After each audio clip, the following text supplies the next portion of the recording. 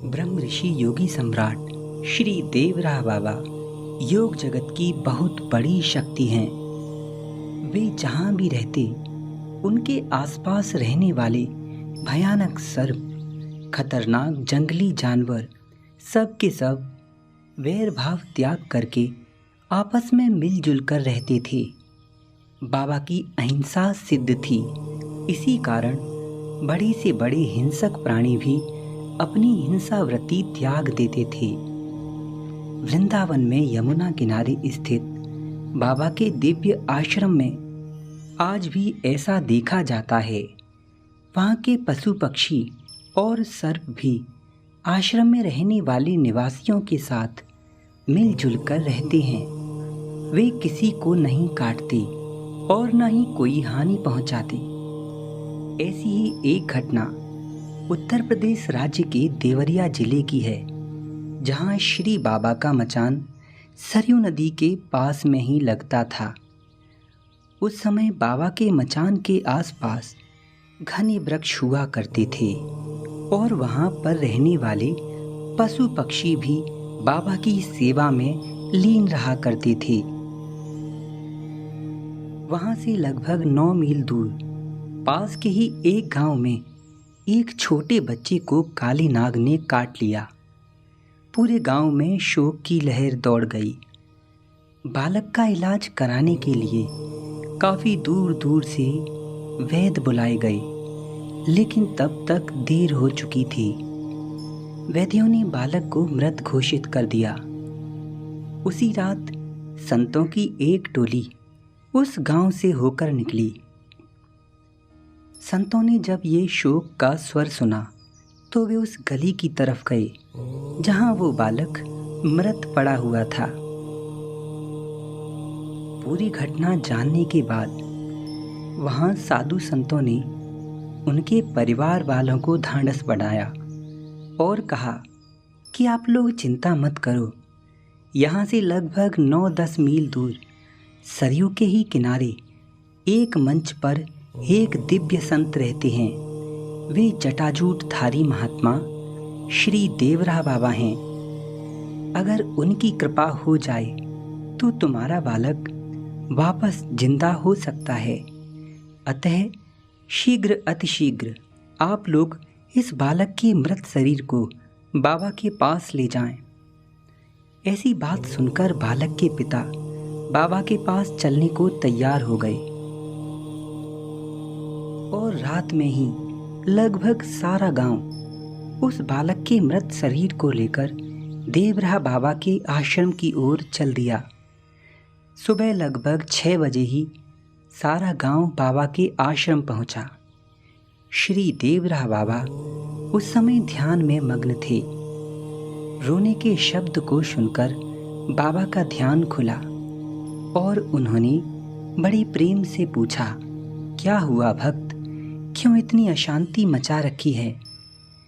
लड़के के पिता ने बाबा से कहा, बाबा हमारे एक ही पुत्र है जिसे काले नाग ने काट लिया है। सभी वैद्यों और डॉक्टरों ने अब मना कर दिया है। हम पर कृपा करिए बाबा। बाबा की ये बातें सुनकर कि बच्चा डरो नहीं, जो काम कोई नहीं कर सकता वो करना ही मेरा काम है। बालक के पिता और उसके परिवार के लोगों में आशा की एक किरण जागी और उन्होंने बाबा से बार बार उस बालक को जीवन दान देने के लिए व्याकुल होकर प्रार्थना की। कुछ देर मौन होकर श्री बाबा बोले, अच्छा बच्चा, अब तुम सब लोग थोड़ी दूर जाकर प्रेम पूर्वक राम नाम का जाप करो। उसी सर्प से पूछ लेता हूँ कि उसने इसे क्यों काटा। सभी लोग श्री बाबा की ये बात सुनकर दूर चले गए और बाबा को प्रिय लगने वाली राम धुन गाने लगे। इधर मंच पर बैठे बाबा ने कुछ मंत्रों का धीरे से उच्चारण किया। कुछ ही पलों में सरयू नदी में थोड़ी हलचल हुई और वहां से फुफकारता हुआ एक काला नाग बहुत ही तेज गति से श्री बाबा के मचान की ओर आने लगा। वो नाग उस मृत लड़के के सिर के पास आकर बैठ गया। इतने में ही श्री बाबा ने उस सर्प से पूछा, "ए सर्प बच्चा, तुमने इस बच्चे को क्यों डसा?" बाबा की इस गंभीर वाणी को सुनकर वो सर्प बच्चे के शरीर से बोलने लगा। हुआ यूं कि श्री बाबा के आदेश से सर्प की आत्मा बालक में प्रवेश कर गई और अब वो सर्प बालक के शरीर के माध्यम से ही बाबा से बात करने लगा। सर्प बोला, "महाराज, इस बच्चे ने मेरे ऊपर पैर रखा, इसी कारण क्रोधित होकर मैंने इसे डस लिया।" यह सुनकर बाबा ने कहा, "सर्प बच्चा, वो बालक है, ना समझ है। रात के अंधकार में खेलते समय तुमको नहीं देख पाया, इसीलिए तुम पर धोखे से उसका पैर रख गया।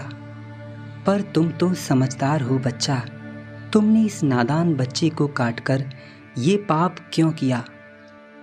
अब मैं तुम्हें आज्ञा करता हूँ, इस बालक को क्षमा करो और इसके शरीर से अपना विष वापस खींचो।" बाबा की ये आज्ञा सुनते ही सर्प बच्चे के पैरों के पास गया और काटे हुए स्थान पर से अपना विष वापस खींचने लगा। थोड़ी देर में ही उस सर्प ने अपना विष वापस खींच लिया और अपने स्थान पर आकर वो कोबरा नाग बैठ गया। इस सर्प की आत्म प्रार्थना से भरे वचनों को सुनकर बाबा को दया आ गई। सर्प ने कुछ इस प्रकार कहा, "बाबा, आप तो त्रिकालदर्शी हैं, सब कुछ कर सकते हैं।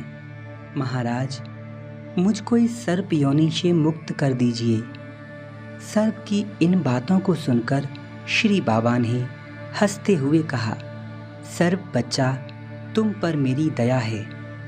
आज से 6 महीने बाद ही तुम्हारी इस योनि से मुक्ति हो जाएगी और तुम एक हरि भक्त के रूप में मानव शरीर में जन्म लोगे और बच्चा, वो जन्म तुम्हारा अंतिम जन्म होगा।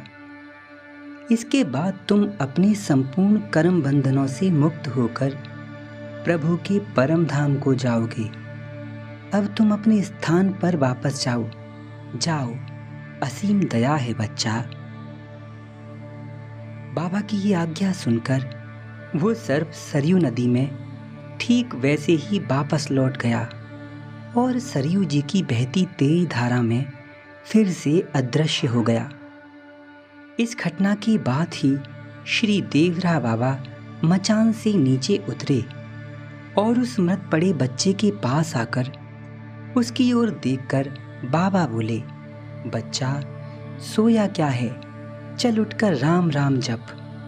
श्री बाबा के ये 2 बार पुकारते ही वो बच्चा राम राम कहकर उठ बैठा। इस असंभव दृश्य को देखकर गांव वालों की खुशियों का ठिकाना नहीं रहा। सभी लोग ये देखकर राम नाम व बाबा के जयकारे लगाते हुए बाबा के मचान की ओर दौड़े। श्री बाबा ने गांव वालों को वह कभी किसी सर्प को न मारने और न ही किसी प्राणी को कष्ट पहुंचाने की आज्ञा भी दी।